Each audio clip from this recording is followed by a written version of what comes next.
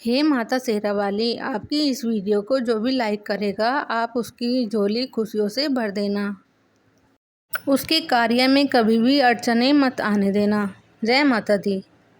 Hello friends, मैं आज आपको इस वीडियो में नवरात्रि में ज्वारों की सभी जानकारी आपको बताऊंगी। 9 दिन के बाद क्या ज्वारों को विसर्जित कर देना चाहिए ये भी मैं आपको ज़रूर बताऊंगी। क्या 9 दिन के बाद ज्वारों को विसर्जित करना चाहिए, क्या ज्वारों में क्या डालना चाहिए, क्या ज्वारों को अपने पास बचा करके रखना चाहिए, ये भी मैं आपको ज़रूर इस वीडियो में बताऊंगी।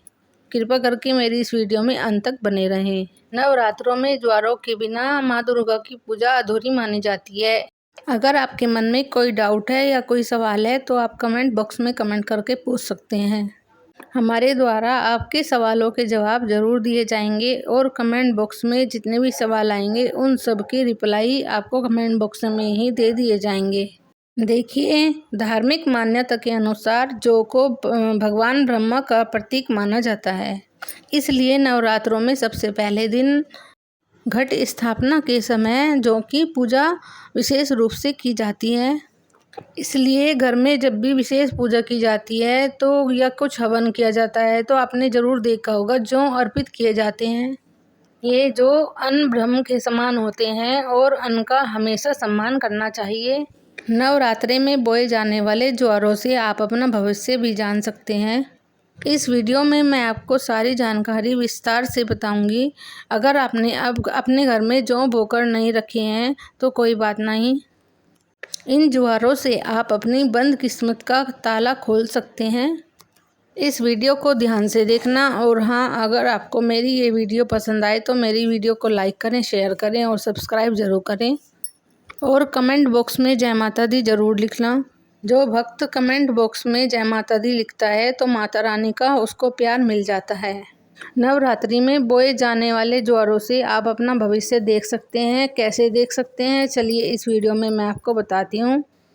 अगर आपके जौ का रंग नीचे से आधा पीला और ऊपर से आधा हरा हो तो आप ये जान सकते हैं कि आपके आने वाला साल आधा सही चलेगा और बाद में आधा थोड़ा सा खराब चलेगा।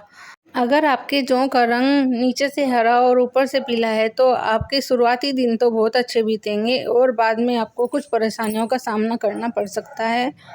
दोस्तों, इसी के साथ अगर आपके जौ सफ़ेद या हरे रंग के उग रहे हैं तो आपका ये शुभ संकेत है। इस समय में खुशियों के दरवाजे आपके खुल जाएंगे। जौ अगर सूखी हुई उगती है तो इसे अशुभ संकेत माना जाता है।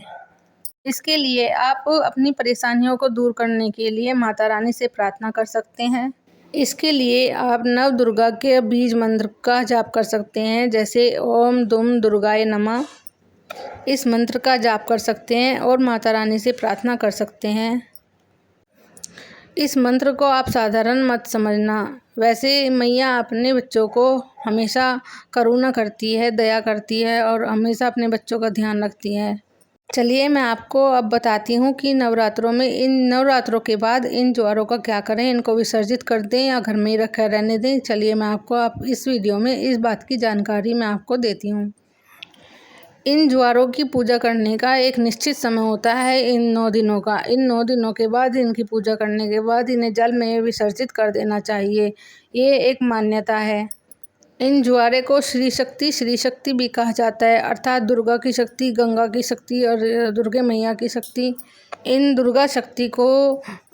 श्री शक्ति को दुर्गा शक्ति को गंगा शक्ति में विसर्जित कर देने के बाद उनको हम भेंट कर देते हैं तो ये गंगा शक्ति में जाकर मिल जाती है।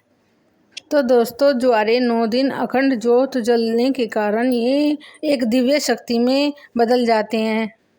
9 दिनों तक माँ दुर्गा के समीप रहने के कारण ये जो एक शक्ति स्वरूप में परिवर्तित हो जाते हैं। इन जो की अखंड शक्ति लोगों की दुख तकलीफ या परेशानियों को दूर करने में बहुत ही लाभदायक होते हैं।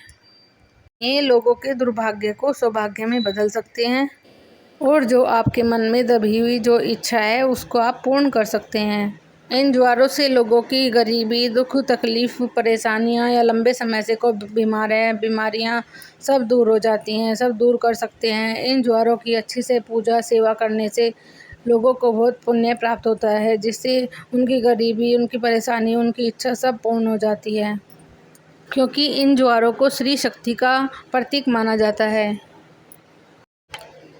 इन्हें लक्ष्मी का प्रतीक माना जाता है। ज्वारों को हमेशा व्यापार स्थान या तिजोरी में या धन स्थान में रख लेना चाहिए। इनसे धन में वृद्धि होती है और व्यापार में वृद्धि होती है।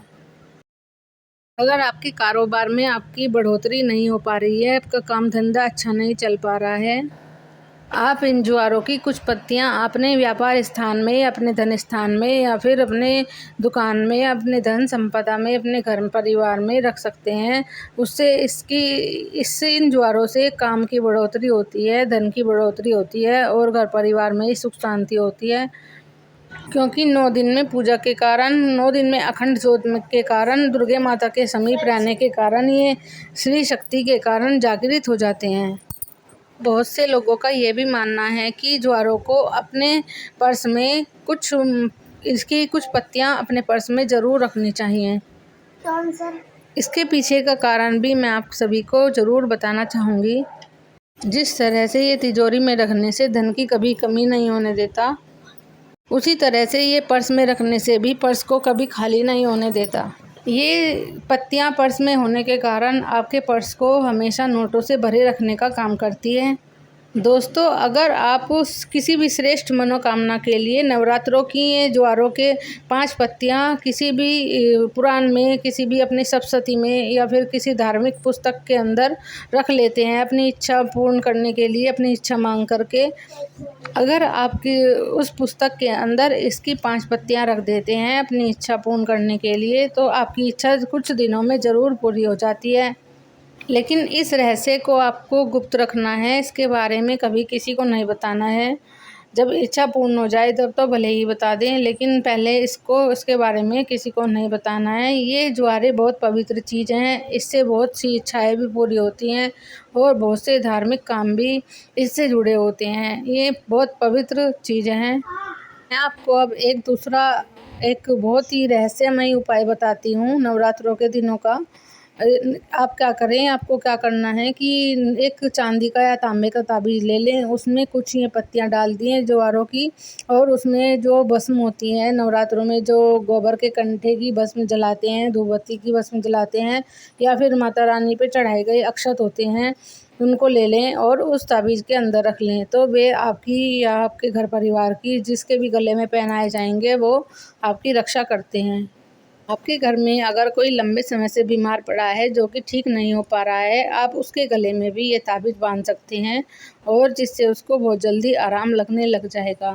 मैं आपको ज्वारों का एक गुप्त प्रयोग भी बता रही हूँ। आप इसको अपने तक सीमित मत रखना, आप इसको शेयर भी ज़रूर करना।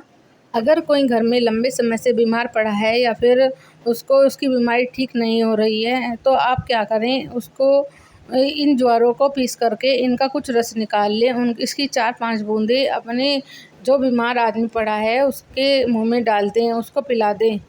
तो आप देखेंगे कि कुछ समय के बाद ही उसको जल्दी ही आराम लगना शुरू हो जाएगा।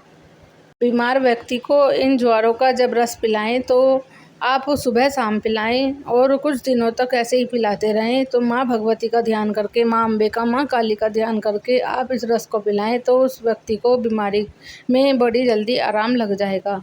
इन 9 दिनों की पूजा के बाद इन ज्वारों में ब्रह्म अथवा माँ की आदि शक्ति की शक्तियाँ बढ़ जाती हैं। ब्रह्मा आदि की और माँ की शक्तियों से खाट में पड़ा हुआ इंसान भी बिल्कुल स्वस्थ हो जाएगा।